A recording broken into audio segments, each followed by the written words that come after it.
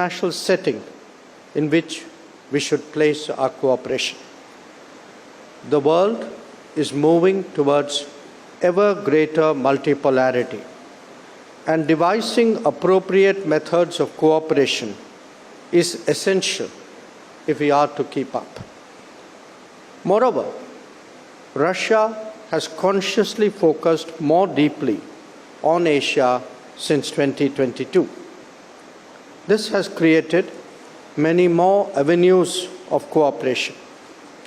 That we have a long history of strong convergence and deep friendship allows us to make the best of both factors.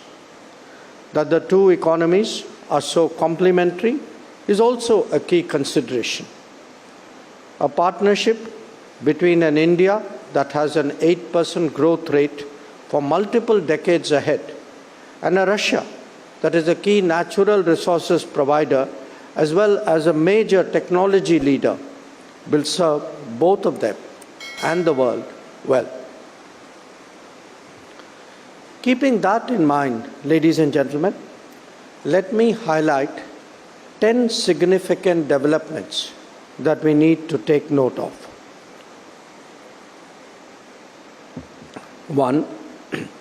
Our bilateral trade today is $66 billion.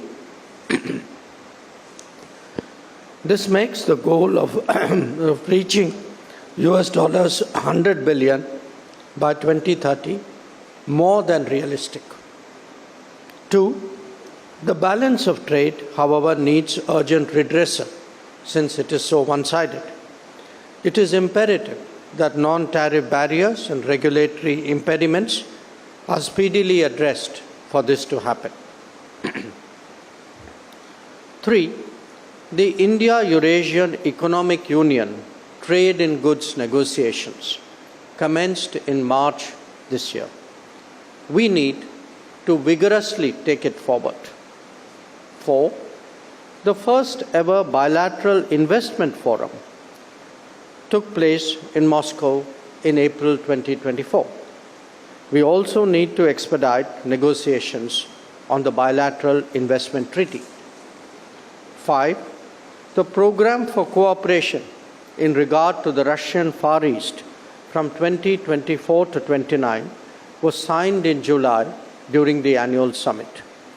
It encourages other related activities, including in the connectivity sphere. 6. Mutual settlement of trade in national currencies is of great importance, especially in the current circumstances.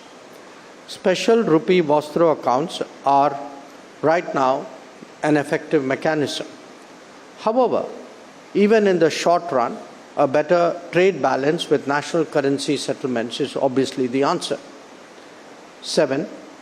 Signing of a bilateral agreement between our customs authorities of the two countries in May 2024 on authorized economic operators has had a big impact on smoothening the ease of doing trade. 8. 3 connectivity initiatives, and the First Deputy Prime Minister mentioned it as well. 3 connectivity initiatives between us, the International North-South Transport Corridor, the Chennai-Vladivostok Corridor, and the Northern Maritime Route, all need continued attention if we are to realize their full potential. 9. A growing Russian appreciation of Make in India as a program to deepen business will certainly help to take forward our cooperation in many, many domains. And finally, I flag to your attention the importance of non-economic domains such as education or film as contributions to a larger societal but also economic connect between us. Now, all of these issues, the 10 that I listed, they're all expressions of the task that our leaders have given during the annual summit to develop a comprehensive economic partnership between India and Russia. In fact, they have also charged us with developing a program of economic cooperation till 2030, on which work is currently underway. So, ladies and gentlemen, I am sure you will agree that the business community of both countries should take note and appreciate the strong direction given by the governments to take forward our trade and investment ties. It is natural that there would be concerns such as banking and payment related issues, concerns like logistical challenges, including shipping, insurance and reinsurance, as well as market access issues. Obviously, we have to find solutions that work to the comfort level of those who are actually involved in trade. I am confident that today's gathering and the sessions that will follow will facilitate an open exchange of views in this regard, with the expectation of coming up with mutually beneficial and workable answers. Friends, we are all aware of the complementary nature of our respective economies. If we recognize that fully, then it also follows that our approach is not transactional but aimed at building long-term partnerships. In energy domains such as oil, gas, coal or uranium, India will always be a major player in the international markets. This applies as well to the demand for fertilizers of various kinds. Constructing a mutually beneficial arrangement will help us both address the volatility and the uncertainty of our times. The emergence of a global workplace is also today an increasing reality. Demographic unevenness has created demand and supply imbalances across the world.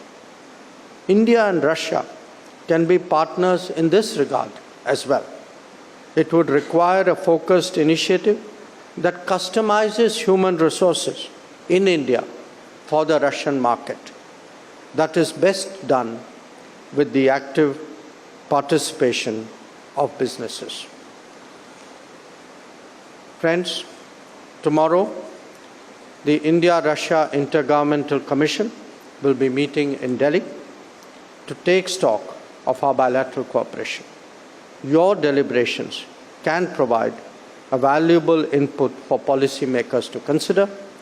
We look forward to receiving these at the conclusion of this forum. Thank you for your attention.